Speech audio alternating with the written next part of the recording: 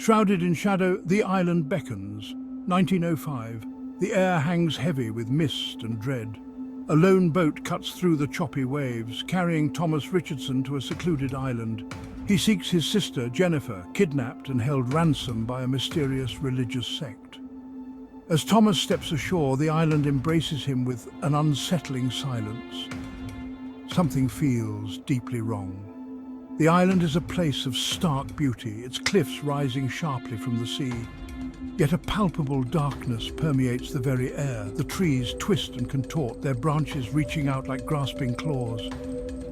There's a sense that the island itself is watching, judging. Thomas, though, is determined.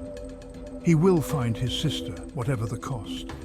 Even as he ventures deeper into the island's heart, the silence remains. No birds sing, no animals scurry. This is a place devoid of life, save for the whispers of the wind and the secrets it carries.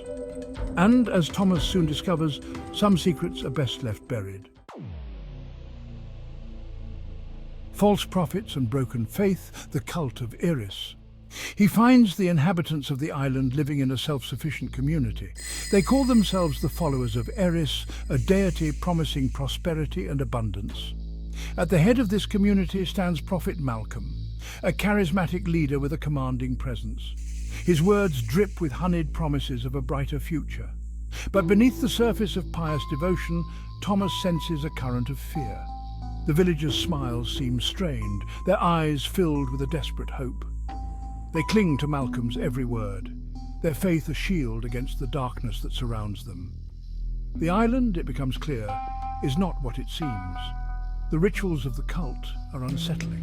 Chants echo through the fog, filled with an almost primal fear. The ground is stained with more than just the blood of sacrifice. It's stained with the weight of desperation, of blind faith taken too far. Thomas sees the cracks in their facade, the fear masked by devotion.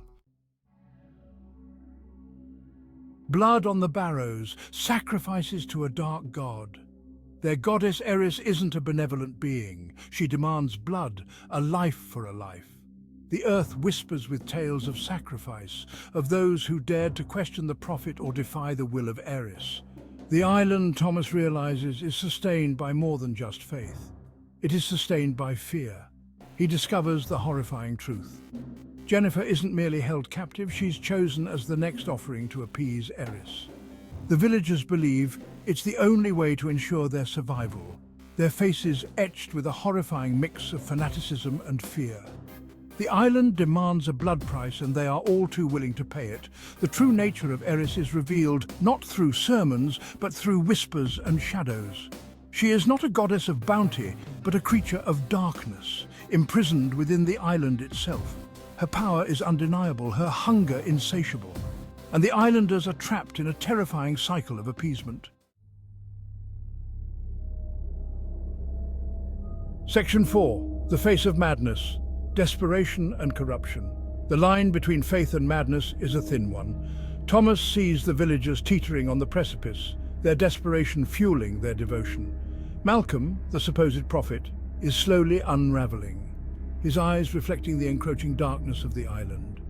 He is both a victim and a perpetrator, a man consumed by the power he claims to control. The island, it seems, corrupts all who stay too long. It whispers to their darkest fears, preying on their weaknesses. Even Thomas, driven by the love for his sister, feels the pull of the island's insidious influence. He must escape its clutches, break free from the cycle of fear and sacrifice. He finds himself caught in a desperate struggle against both the cult and the island itself. The line between reality and nightmare blurs as he confronts the true nature of Eris, a malevolent entity that feeds on fear and despair. Section 5. Scars on the Soul. Apostle's Lingering Grip. Apostle is not merely a horror film, it is an exploration of the darkest corners of human nature. It shows how easily faith can be twisted, how desperation can drive people to commit unspeakable acts. The film lingers long after the credits roll, a haunting reminder of the power of belief and the depths of human cruelty. The island, forever shrouded in shadow, becomes a metaphor for the darkness that resides within us all. It is a place of fear, where hope goes to die and where the line between good and evil blurs beyond recognition. And as Thomas sails away, we are left to ponder the scars left behind, both on his soul and on the conscience of the viewer. Apostle doesn't offer easy answers. It leaves us wrestling with questions about faith, fanaticism, and the terrifying power of the unknown. It is a film that stays with you, its imagery burned into your mind, a chilling testament to the enduring power of horror.